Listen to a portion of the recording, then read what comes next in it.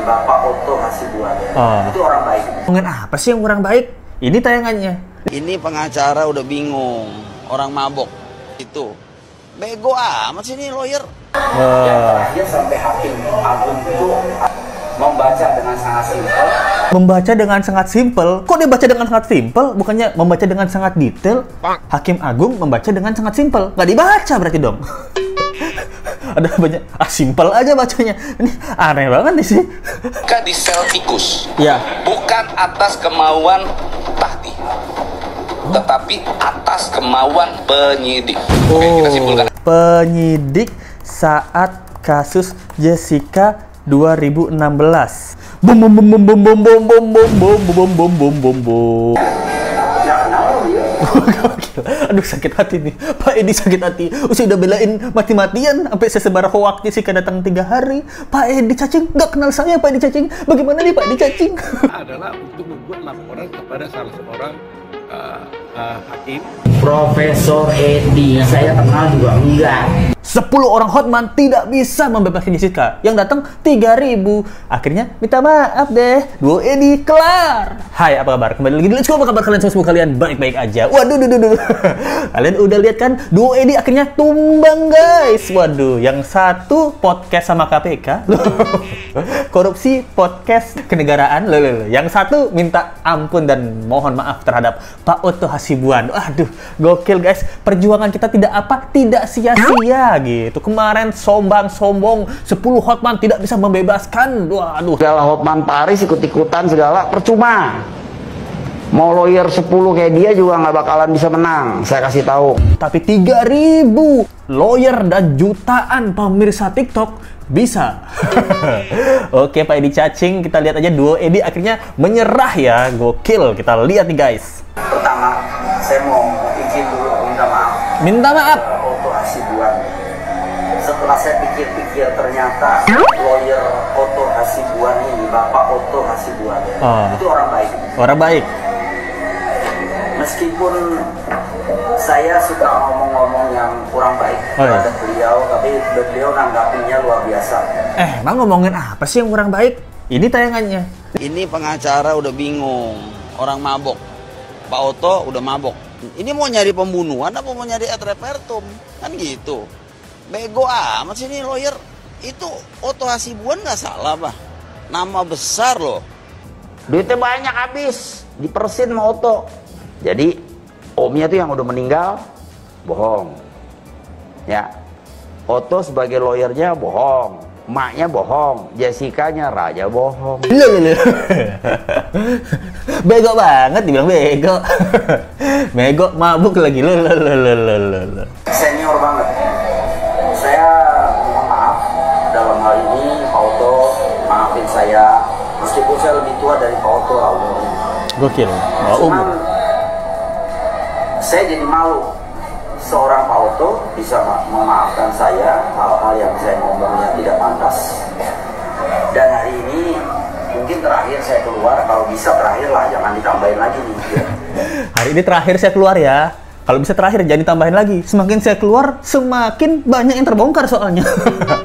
Kayak gitu ya. Nah, ini kita cari-cari sesuatu yang nggak ada gunanya. Memang si Jessica itu bunuh anak saya, Pak Otto. Nah, kalau bisa saya cegah Pak Krisnamurti tidak menuntut di Krimsus, saya akan coba ya. Saya mau memohon kepada dia untuk tidak diperkarakan ini. Nah, jadi nggak terlalu kedengaran, nggak terlalu kedengaran karena backsoundnya. Jadi di sini Pak Edi bilang ingin mencoba mencegah Pak Krisnamurti untuk melaporkan Pak Otto. Gara-gara apa? Mungkin ya gara-gara apa ya Pak Otto dilaporkan? Mungkin Pak Otto kesannya duganya menuduh ya. Nggak pernah menuduh sih, Pak Otto selalu bertanya. Tapi saya hanya ingin Krisnamurti membuka kepada publik. Jujurlah, kenapa Anda tidak otopsi? Itu aja saya Pak. Pak Kapolri boleh bertanya, nggak usah diperiksa, ditanya aja. Apa penyebab Pak Krisnamurti ini ngomong ke Edi Cacing bahwa anak lu diracun, Ed? Nah, itu yang salah sebenarnya Pak Edi Cacing dong. Kenapa Pak Krisnamurti nih? Ini aneh nih. Nah, ini kan gara-gara omongannya Pak Edi Cacing ya. apa yang mau diperkarakan oleh Pak KM terhadap Pak Oto Hasibuan? Nah, ini Let's Go nggak ngerti ya gitu. Berarti emang sedekat itu ya, berarti Pak Edi sama Pak KM ya. Jadi dia bilang, saya akan memohon sama Pak KM untuk nggak melanjutkan perkara ini gitu loh. Ya, coba kita lanjutkan, siapa yang menang? Buat kita juga pelajaran karena sejak adanya TikTok ini jadi rame ya karena begitu. Karena apa? Dulu kan belum ada TikTok. Iya, dulu belum ada TikTok Pak Edi, makanya pendukung-pendukung yang bawa spanduk ternyata stafnya Pak Edi. Kalau ada TikTok dari dulu, kita yang mengawal kasus ini, kita yang menentukan ini yang benar nih yang mana, ada kejanggalan di mana. Nah itu Pak Edi cacing gitu. Kita kan nggak tahu 2016 bawa spanduk Justice for Minor, ternyata karyawannya Pak Edi cacing. Nggak berbayar itu wifi. Ya, sekarang kan TikTok dari China itu. Ya. Kalau nggak salah kemarin siapa ya Pak Kusumiti ya? Wah. Ada rapat dengan ASEAN itu. Sudah bicara sama bosnya TikTok. Hah? Supaya dikasih take down-nya bagaimana gitu. Karena ini sudah ngawur. Di sini siapa yang bilang Pak Edi cacing? Ngomong lagi nih, Pak Krisnamurti ketemu bos TikTok katanya guys untuk men-take down. Apakah seperti itu Pak Edi? Waduh, Kemarin ngadain acara besar Bagus. untuk membela Jessica Wongso. Doa bersama. Iya, nggak apa-apa. Nggak apa-apa. Ya, Pak Oto, saya kagum lah sama Pak Oto ya, bisa membuat acara seperti itu. Gokil. Sama. Dan terakhir sampai Hakim Agung itu Artijo Alkosta itu benar-benar dia membaca dengan sangat simpel. Membaca dengan sangat simpel. Kok dia baca dengan sangat simpel? Bukannya membaca dengan sangat detail? Hakim Agung membaca dengan sangat simpel. Nggak dibaca berarti dong. Ada banyak simpel aja bacanya. Ini aneh banget nih sih. Menurut kalian gimana guys? Harusnya kan baca dengan detail ya. Wah. Dengan disaksikan Kapolri waktu itu, dia bilang kalau bicara sama hakim senior itu jadi lebih mudah semua. Bicara dengan hakim senior lebih mudah semuanya. Bicara dengan hakim senior lebih mudah semuanya. Wah. Bicarain apa nih? Lu. UUD. Ujung-ujungnya duta sampo. Tuh, pembawa kopi, pembuat kopi itu semuanya udah nggak ada kaitannya sama Mirna. Yang ada kaitannya sama Mirna adalah Jessica Wongso sendiri. Hah? Di situ sendiri. Oh. Jadi siapa lagi? Nah ini kan udah inkrah 20 tahun. Ya, saya buka lah itu. Itu benar-benar ada itu barang. Ada apa? Ada buntutnya, rinciannya. Ada barang. Berarti benar-benar sekarang dia beneran punya barang. Itu benar-benar ada itu barang. Itu benar-benar ada itu barang. Barang racun itu sekarang baru dibuka. Hati-hati nih Pak Edi ngomong nih. Ntar dicari netizen, dipaksa netizen buat keluarin barang itu nih. Gimana nih Pak Edi cacing? Oleh Pak Nu gitu. Gitu. Jadi kalau Bapak, saya mohon maaf Pak Bapak. Bapak itu siapa? benar-benar ada Pak Bapak. Bukan rekayasa, bukan apa, itu benar. Ya. Semua digital forensik itu berbicara 100.000% benar apa adanya. Buat apa kita rekayasa kalau nanti buntutnya jadi panjang? Ya, tidak. Nah itu dia omongannya guys. Buset, jadi Pak Tito dia omongin lagi, Pak KM diomongin lagi, gokil. Nah kabarnya kan kita juga dapat nih podcast dari Ray Utami sama Pablo Buana ya gitu. Nah kabarnya Pablo ini malah dapat ancaman nih sama oknum pejabat nih. Gokil, ayo kita lihat aja. Ujung-ujungnya saya dihubungi oleh salah satu pejabat di institusi negara, di salah satu institusi negara. Institusi Saya negara. tuh, dipanggil. Pablo, sini kamu. Saya ada mau ngomong penting. Oh, kamu kan kenal sama kita. Ya kan? Pablo, kamu kan kenal sama kita. Iya. Kamu kan tahu saya. Ya kan? Kenapa nggak konfirmasi dulu? Udah, bahaya itu buat istrimu. Gokil. Bahaya itu buat istrimu. Itu konten sensitif. Wah, siapa yang bisa mengancam Pablo nih? Apakah ini orang yang sama dengan yang menelpon Reza Indragiri sewaktu dulu ngomongin Jessica? Waduh, gokil. Pejabat tinggi. Jadi pejabat tinggi di salah satu institusi negara lah. Gua nggak mau sebut. Tunggu. Pejabat tinggi? Apakah teman Pak Edi cacing? Nah, ini pertanyaan guys ya. Gue jadi kepancing emosi. Saat itu langsung kepancing aja. Yang gue bilang begini, izin bang, yang bahaya itu buat istri saya atau buat abang? Itu. Wah, gokil. Pertanyaan gue. Nah, yang bahaya itu buat istri saya itu buat abang. Buat saya bahaya. Karena saya jadi bahaya. Jadi saya harus ngancam istri kamu. Lu kayak gitu ya, ini pertanyaan ya. intinya kamu mau take down apa enggak? Kamu mau hapus apa enggak? Oh. Enggak. Jawaban gue cuma itu aja. Jadi dia minta di take down. Nah, dari omongannya Pak Edi Cacing tadi, ada orang yang ketemu bos TikTok minta di take down juga. Nah, apakah ini orang yang sama-sama minta take down? Ini ya, gue kasih satu kata yang kalian boleh maknai sendiri apa maksudnya. Kasubdit Pamtah yang gue wawancara, yang diwawancara sama Ray di dalam konten itu menyebut begini. Di sana Jessica di sel tikus, ya, bukan atas kemauan Tahti, tetapi atas kemauan penyidik. Oke, kita simpulkan aja lah sendiri. Intinya dia ingin ini di take down. Udah cuma itu doang, nggak ada yang lain-lain. Penyidik, waduh gokil. Siapa penyidik pada saat tersebut? Ayo kita coba cari. Penyidik saat kasus Jessica 2016. Bum bum bum bum bum bum bum bum bum bum bum bum bum bum bum. Oh ini guys ya, karena kan Lesku penasaran nih. Jadi ini cuma cari di Google. Ini belum tentu bener dan enggak ya, bener ya. Jadi kalian baca aja sendirilah. Nah, ini di Google ya. Ini kalau salah nih berarti Google yang berdebah nih. Ada siapa nih? Di 2016 ya. Ada siapa? Ada namanya detik.com. Itu dia guys. Wah deh. Aduh, ngeri nanti Lesku ditelepon nih. Aduh, gokil. Itu dia guys. Kami akan melakukan rangkaian upaya hukum untuk laporan kepada salah seorang hakim, ya, tentu saya nggak boleh sebutkan namanya, ya.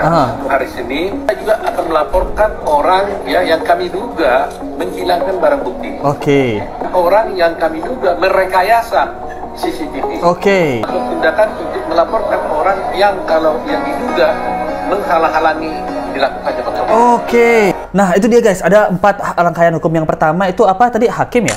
Yang pertama itu menuntut laporan terhadap hakim nih. Nah, untung bukan jaksa ya. Kalau jaksa kita tahu nih siapa nih. Berarti hakim. Lalu yang kedua adalah tentang rekayasa. Nah, rekayasa nih menurut Lesku pada tahun 2016 ini dugaan ya. Mungkin Roy Suryo. Nama Roy Suryo menjadi salah satu rekayasa CCTV. Dugaan rekayasa CCTV antara Roy Suryo atau Pak FS udah nggak bisa ya. Orang yang menghilangkan barang bukti. Nah, menghilangkan barang bukti ini menurut Let's Go adalah Pak Edi Cacing ya. Nah, Pak Edi Cacing kan punya botol, dia bilang punya botol, terus dia juga bilang ada rekaman real itu yang nggak ditunjukkan pada persidangan waktu itu. Nah, itu menurut Let's Go salah satu bukti yang tidak ditampilkan gitu. Menurut Let's Go, Pak Edi Cacing adalah dugaan orang yang akan dilaporkan untuk penghilangan barang bukti. Yang keempat adalah orang yang diduga menghalang-halangi gitu. Nah, ini bisa jadi siapa ya? Bisa jadi Pak KM gitu lah, atau dokter-dokter goib. Nah, seperti yang kita bilang dokter Mustafa atau dokter Amalia gitu. Nah, itu dokter-dokter goib yang di persidangan nggak ada ya. Nah, itu mungkin kemungkinan dugaan-dugaan 4 orang itu guys. Wah, kita tunggu aja nih. Nah, jadi duo Edi nih, Profesor Edi gimana nih nasibnya nih? Nah, kabarnya kan udah jadi tersangka nih. Untuk bedain mana suap, mana gratifikasi, gimana ya Prof sederhananya? Sederhananya begini, kalau suap itu ada kesepakatan, ada meeting of mind, ada stemming antara yang memberi suap dan yang menerima suap. Sementara gratifikasi itu tidak ada kesepakatan. Nggak ada kesepakatan. Tidak ada meeting of mind, tidak ada stemming antara pemberi gratifikasi dan penerima gratifikasi. Nah, itu guys, kuliah umum dari Profesor Edi ya. Nggak cuman beliau menjelaskan, beliau mempraktekkan.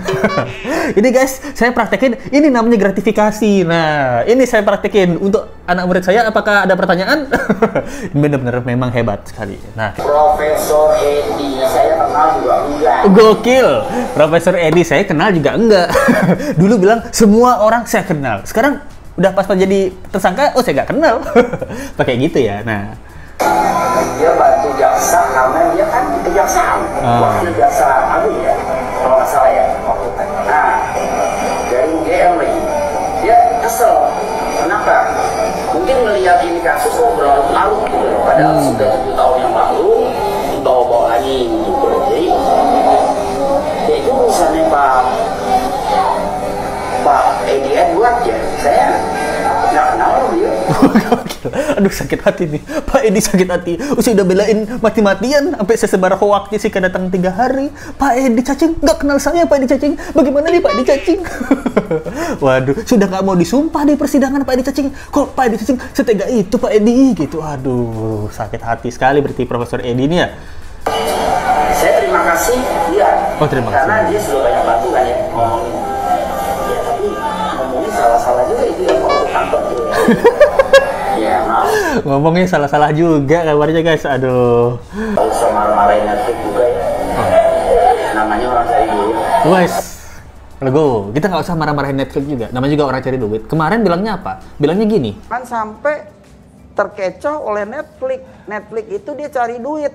Kalau perlu diadu domba kita nih, kayak zaman Belanda dulu kita diadu domba, yang dapat duit dia. Saya ingatkan, jangan nonton Netflix, mendingan beli jajan di Gojek. Nah, bilangnya suruh langganan Gojek aja daripada Netflix. Bagaimana nih?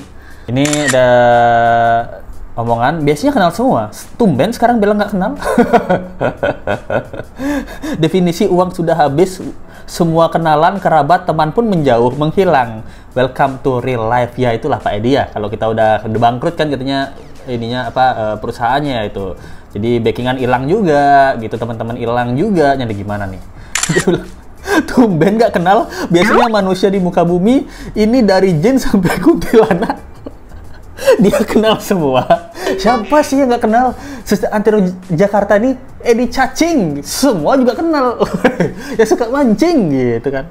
Oke guys, menurut kalian gimana nih tentang kasus kali ini guys? Waduh, ini seru banget nih. Akhirnya Pak Edi cacing, akhirnya duo Edi yang kita minta-minta nih buat podcast, dapat wawancaranya 1 aja udah syukur gitu. Dan udah kebuka juga kan, banyak tadi kebuka tuh ada yang TikTok di take down. Apakah benar ada pejabat yang minta TikTok di take down? Waduh, kok unfair banget ya gitu. Sekali lagi Let's Go buat sampaikan Pak Edi cacing. Pertama, turut berduka cita atas Mirna karena Let's Go adalah orang yang mengawal Mirna di tahun 2016 ya. Itu Let's Go di pihak Pak Edi cacing banget nih. Tapi setelah 2023 banyak netizen yang memberikan kejanggalan, ternyata lumayan berpindah kubu gitu. Itu aja bisa saya sampaikan. Thank you banget yang udah nonton. Kita ketemu lagi di video berikutnya. Sampai jumpa lagi ya. Bye.